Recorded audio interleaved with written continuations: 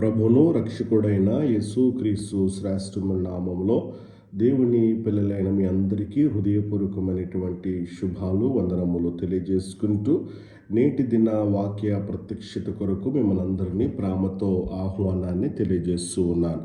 రండి దేవుని వాక్యాన్ని చదువుకుందాం. జెఫెన్యా గ్రంథం 3వ అధ్యాయము 5వ వచన భాగంలో దేవుని వాక్యం ఈ రీతిగా సెలవిస్తూ ఉంది. అయితే న్యాయము తీర్పు యెహోవా దాని మధ్యనున్నాడు, ఆయన అక్రమము చేయువాడు కాడు. అనుదినము తప్పకుండా ఆయన న్యాయ విధులను బయలుపరచును. ఆయనకు రహస్యమైనదేదియూ లేదు, అయినను నీతిహీనులు సిగ్గెరుగరు.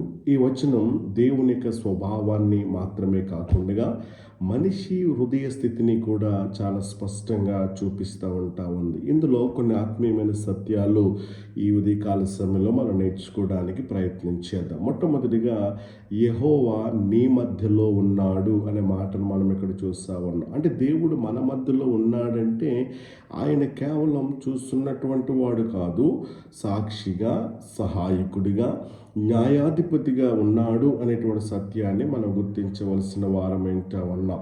ఉదాహరణకి ఒక చిన్నపిల్ల స్కూల్లో పరీక్ష రాస్తుంటా ఉన్నప్పుడు టీచరు క్లాసులోనే ఉంటాడు. అప్పుడు పిల్లవాడు ఏం చేస్తాడు, ఏమాత్రం కూడా తప్పు చేయటానికి భయపడతాడు. అంత మాత్రమే కాదు, ఎందుకనంటే గనక టీచర్ దగ్గరే ఉన్నాడు కాబట్టి. అలాగే దేవుడు మన జీవితంలో ఉన్నాడని ఎప్పుడైతే మనము గుర్తిస్తూ ఉంటామో మనమును కూడా జాగ్రత్తగా మనము జీవిస్తూ ఉంటాం. కాబట్టి దేవుని సన్నిధి మనల్ని ఏం చేస్తుంది అని అంటే గనక పాపము నుండి దూరం చేస్తుంది అనేటువంటి సత్యాన్ని మనం గుర్తించాలి. రెండవది ఇక్కడ మనం చూస్తూ ఉన్నప్పుడు దేవుని స్వభావం ఎలాంటిది అని అంటే గనక ఆయన నీతిమంతుడై ఉన్నాడు అని ఉన్నాడు. అంటే దేవుడు ఎప్పుడు కూడా సరైనదే చేస్తాడు. ఒక న్యాయమూర్తి కోర్టులో తీర్పిస్తూ ఉన్నప్పుడు ఎవరు పెద్దవాళ్ళు చిన్నవాళ్ళని చూస్తాడా? చూడడు. ఎవరు ధనవంతుడని చూస్తాడా? మరి సాక్ష్యాల ప్రకారంగానే ఏం చేస్తాడంటే గనక తీర్పు ఇవ్వటానికి మరి ప్రయత్నం చేస్తూ ఉంటాడు. కాబట్టి దేవుడు కూడా ఏం చేస్తాడు అని అంటే గనక ఆయన తీర్పులు కూడా పక్షపాతం లేకుండా ఉంటాయి. ఒకవేళ న్యాయాధిపతి కోర్టులో పక్షపాతం చూపించొచ్చేమో కానీ మన న్యాయాధిపతి అనేటువంటి దేవుడు పక్షపాతము చూపడు అనేటువంటి విషయాన్ని ఇక్కడ నేను మీకు జ్ఞాపం చేస్తున్నాను. మనకు అన్యాయం జరిగినట్లు అనిపించినప్పటికీ కూడా దేవుని దృష్టిలో న్యాయం జరుగుతూనే ఉంది అనేటువంటి సత్యాన్ని ఇది నేను మీకు జ్ఞాపం చేస్తూ ఉన్నాను. కాబట్టి ఈ రోజున నీకు అన్యాయం జరిగినప్పటికీ కూడా దేవుడు నీకు న్యాయం చేయటానికి ఇష్టపడుతూ ఉన్నాడు. ఎందుకో తెలుసా, ఇక్కడ రాయబడిన మాట, దేవుడు అనేవాడు అన్యాయము చేయడు. దేవుని యొక్క విశ్వసనీయతను ఇక్కడ మనం చూస్తూ ఉన్నాం. మనుషులు మోసం చేయొచ్చు కానీ దేవుడు మోసం చేసేవాడు కానే కాదు. ఒక పనివాడు నిజాయితీగా పని చేశాడు, అయితే యజమాని అతనికి సరైనటువంటి జీతం ఇవ్వనప్పుడు ఇది ఏమవుద్దో తెలుసా, అన్యాయం అవుద్ది. కానీ కొంతకాలం తర్వాత ఆ పనివాడికి ఒక మంచి అవకాశం వచ్చింది, అతని కష్టం ఫలించింది.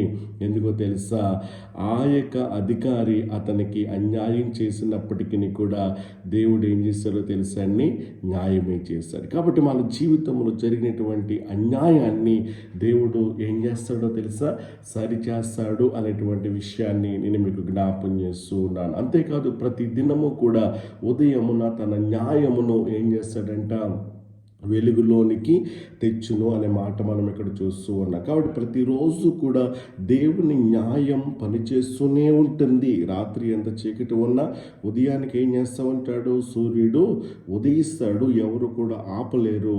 అది నిరంతర ప్రక్రియగా మనం చూస్తూ ఉన్నాం. కాబట్టి దేవుని న్యాయం కూడా అంతే, ఆలస్యంగా అనిపించవచ్చు కానీ ఖచ్చితంగా జరుగుతూ ఉంది. అలాగైతే మనము వేచి ఉండటం నేర్చుకోవాలి. దేవుని సమయం అనేది పరిపూర్ణం అనేటువంటి విషయాన్ని మనం గుర్తించాలి. ఎందుకో తెలుసా, ఆయన మాట తప్పడు, అన్యాయము చేయడు.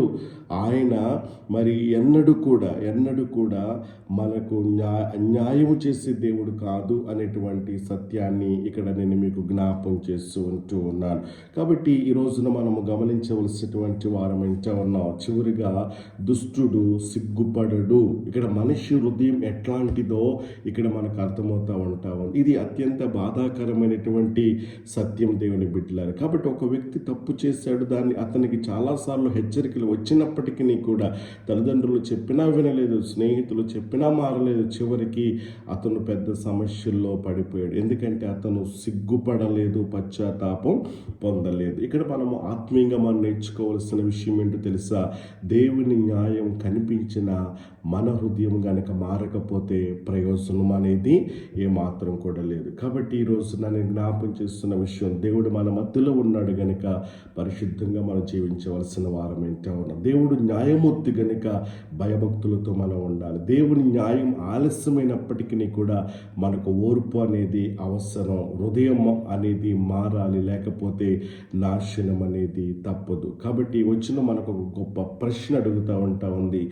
దేవుడు మన మధ్యలో ఉన్నాడు, నీవు ఎలా జీవిస్తావు? ఆయన నీతిమంతుడు, ఆయన న్యాయమూర్తి, ఆయన ఎప్పుడు కూడా తప్పడు. కానీ మనం మారకపోతే, దుష్టునిలా సిగ్గుపడకుండా ఉంటే ప్రమాదం అనేది ఉన్నది అనేటువంటి విషయాన్ని నేను మీకు జ్ఞాపం చేస్తూ ఉన్నాను. కాబట్టి ఈరోజు నా ప్రభువా, నీవు నా మధ్యలో ఉన్నావు కనుక నా హృదయాన్ని పరిశుద్ధంగా చేసి నీ న్యాయాన్ని గౌరవించి జీవితం నన్ను నడిపించు ప్రభువా. నాలో గట్టి హృదయం కాకుండా పశ్చాత్తాప హృదయాన్ని ఇయ్యు ప్రభువాన్ని కనుక నువ్వు ప్రార్థించగలిగినట్లయితే ప్రభు నీ జీవితంలో గొప్ప కార్యాలు చేయడానికి ఇష్టపడుతూ ఉన్నాడు.